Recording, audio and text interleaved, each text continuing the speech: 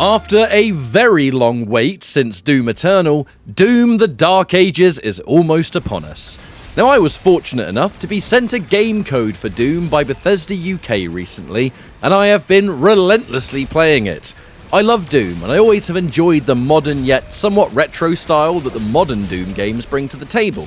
And for the video you're about to watch, I had to do some thinking over what kind of video I was going to make, given the fact that there are some rather hefty restrictions in place for videos released before the game is out. It makes sense. Nobody wants to have to deal with spoilers before the game comes out, and this video isn't really going to be a review either, because I feel like I've got a bit more to say than just my initial first impressions, like in my Germany gameplay preview video a while back. Instead, today's video is exploring just what separates Doom the Dark Ages from its previous modern titles, because even if you've never played a Doom game before, you don't actually need to play them to get the full Dark Ages experience. It actually works the opposite way, I find, and it can perfectly introduce you to the system and world, leaving you with options to explore the other games and still have that Doom experience, just mechanically different. So, long intro aside, this is Doom the Dark Ages simplified, if that's at all possible. The movement in this game, on first glance, seems a lot more limited compared to 2016 and Eternal. Now that, to a large degree, is kind of true, but it's a deliberate design choice where the Slayer is more like a war machine, high damage output and massive combo potential. However, you're not going to be able to dash and fly around the screen like in the previous titles. The player is incentivized to learn how to stand your ground and come up with devastating situations where you're perfectly dancing between your shield and the various weapons that you have equipped. There are some instant repositioning tools in this game though, where the shield bash, for example, is your key to moving around quickly. Lock onto an enemy demon, instantly dash to their location, and deal damage and sometimes other effects when you hit them. This shield bash does have a cooldown on it, so it can't be overused to constantly get out of tight spots, so situational awareness is still vital. Now, although you don't have the crazy movement speed of other games, the Slayer does still have access to a sprint function. It's something you can actually enable to always be on if you check the options menu, and that's something that is more reminiscent of the original games, where always run was something that you could turn on.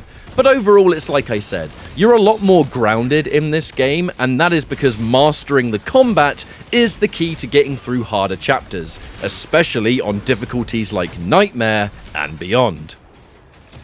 Combat is going to be the biggest separation in this video. You may think that by rinsing 2016, Eternal, or even both, that you'd be more than ready to tackle this game head on and feel some kind of familiarity. I thought that too, trust me, but it became very clear, very quickly, that that is not how this works. I guess we'll start off by saying that the rapid changing of weapons, or quick switching that you could use to pump out absurd damage, does not exist in Dark Ages.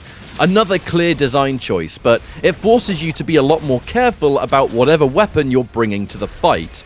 This is amplified by the fact that the Slayer is unable to use his shield while changing weapons, so swapping to a different weapon at a bad time can leave you extremely open, and depending on the attack, may even cause you to lose a life, or playthrough if you're on Ultra Nightmare. Figuring out the best weapons for specific demons is definitely key here. Some weapons, frankly, work better on some demons than others, and to be fair, that does transfer over from previous Dooms as well. But especially when you factor in that some demons in this game are armored, and that has to be destroyed before you can beat them, it adds another layer to that completely. Everything in the heat of the moment needs to be carefully thought out, because in the harder difficulties, one wrong decision can be disastrous. But learning that cycle of what works for you has been a very satisfying process personally. I was worried about the lack of quick switching at first because I'd grown to really love how it worked in Eternal all those years, but here, it really feels like I'm learning the gunplay all over again. This game with quick switching just wouldn't have worked the same way, and that's mostly because of another major inclusion, the shield. The shield is by far the biggest addition to the game, and it holds all of the other mechanics together. The shield saw is something that the Slayer can use to be offensive, defensive. It's how you move around mid-fight with the shield bash that I mentioned earlier. It does everything you need in the heat of combat, and I suppose I may as well just describe some of the various attacks. Shield Saw can be tossed at a demon, and most demons will be stunned by it for a short time. This will set up free damage, or in some cases, it will just immobilize a demon if you're dealing with a large group. It is something that's kind of easy to forget about. The more weapons that you get and the more upgrades that you get, you find yourself doing so much damage, you almost feel like you don't need this stun anymore. But trust me, later on in the game with demons like the Revenant and others, you'll need to remember that this stun will make your life a lot easier. Some enemies are a lot harder to pin down later in the campaign than others. The Slayer can use his shield to perform a parry, something that no doubt you've seen a bunch already in trailers and stuff. Parryable attacks will glow green as a default, and when timed correctly, will reflect damage or falters back onto the demon that attacked you. The window can be adjusted in the game settings, so I can't really comment on how tight of a window it is. I just went with the basic setting for Nightmare, because that was my playthrough that this was captured on. This parry is something that you always have to be ready for, because the reward of a successful parry is incredibly important. Not just for being able to deal with hazardous demons quickly, but sometimes just to adjust how much more manageable a specific demon can be. Take the Cyber Demon, for example. At range, he does a whole bunch of difficult to dodge projectiles, which is absolutely terrible if there's other demons in the fight, and trust me, that's going to happen. However, if you stay at a closer range, the Cyber Demon will start doing parryable melee attacks instead. This means you can keep him a lot more locked down, and if your parries are on point, you will find yourself taking less damage to him as well. Learning what can or can't be parried is another key element to success in Dark Ages, because you can very much change the enemy behavior by doing so. Keeping them at a distance, the parryable attacks are a lot more likely. This brings me on to the final element of what I suppose is this game's combat triangle, and that's melee combat. Melee combat is taken to the next level here. Because the Slayer is so shield oriented, because the Slayer doesn't have crazy movement, because the weapons you have aren't as instantly distance based as previous games, you're going to be up close and personal way more than you've ever experienced, and because of that, the melee combat plays a humongous role. As one thing I haven't really mentioned so far in this video is general resource management. Melee combat is how you instantly gain ammo supplies. This happens really early in the game too, so being able to get your ammo back with successful melee attacks is something you learn as early as Chapter 1. It is clearly the #1 way that you gain supplies mid-fight, but it does bring with it risks. You cannot use your shield while hitting a melee attack. You are not invincible during melee. It is another thing that, although you want to gain ammo if you're running low, you can't just let it go without thinking. Look for the right time to hit a melee attack safely, get your supplies back, and use those supplies to finish whatever fight you're doing.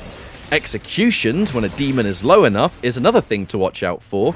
Learning roughly how much damage you've dealt so you can safely set up an execute for a small health point boost.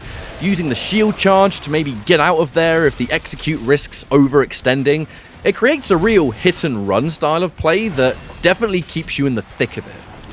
When it boils down to it, the Dark Ages rewards a player for mastering parries, having great situational awareness, being careful with resources, and making sure that you never take unnecessary risks. Your damage can be unbelievably high if you're hitting the right stuff, but incorrect decisions are punished harshly on Nightmare and beyond.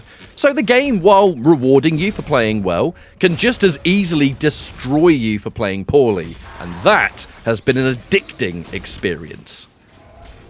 One thing I definitely have to mention here when talking about what Dark Ages does different is the fact that you have a giant mech section called an Atlan and a flying section, both of which bring forward their own gameplay mechanics. There really isn't much for me to break down mechanically for this video because, to be honest with you, both of these are self-explanatory.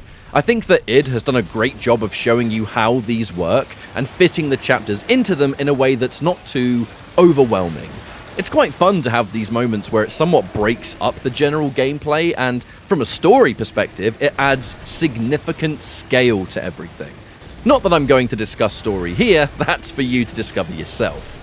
One of my initial worries when I first played this game back in Germany was that these sections would be way less exciting than the base game, and I was also kind of worried that maybe they'd be too frequent. I had this bad feeling about some of these chapters almost being like padding the game out to a degree, but I have to say both the Atlan and flying sections were not as frequent as I was perhaps worried they'd be. The majority of the game is very much the base combat, which I was happy to see. They appeared just enough to spice things up, but the game doesn't overly rely on them. The final thing I want to touch on for today's video are upgrades and exploration. Both of these things are something taken to the next level for this installment.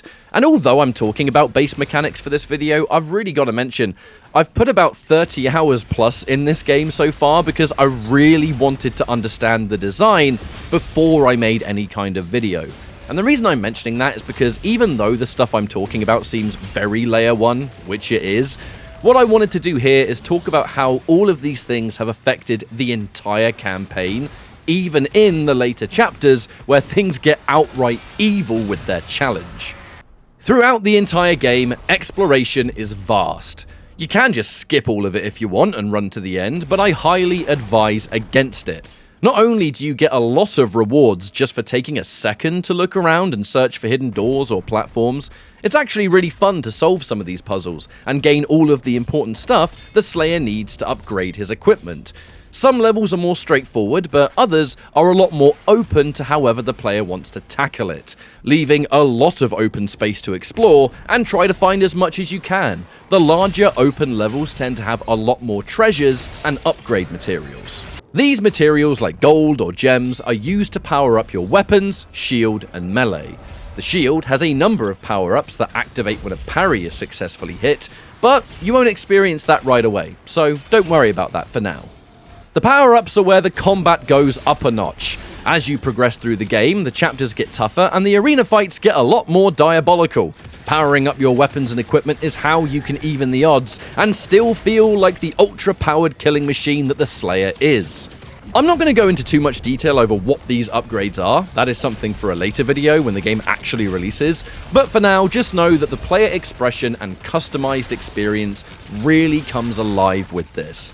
This is how you set up your favorite weapons and put together what are essentially builds that let you play the way that you want to play. I've had a really good time exploring the right weapon combinations for Ultra Nightmare, and there is still so much left to be experimented with. This level of gunplay customization, on the final note, allows the Dark Ages to not only stand on its own, but importantly to create a Doom experience that players definitely haven't seen before.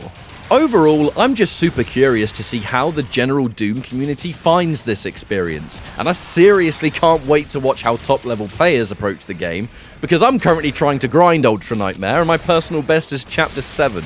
Hopefully I can improve that in the coming days and weeks, but honestly make sure you stay tuned on both the YouTube and the Twitch. I will be uploading videos closer to the game actually being out that specialize in more specific topics, and I will be streaming Day 1 Ultra Nightmare attempts at twitch.tv/PNDK&M. Thank you all so much for watching. Thank you so much to Bethesda UK for sending me this game for content purposes, and I will see you next time. Take care.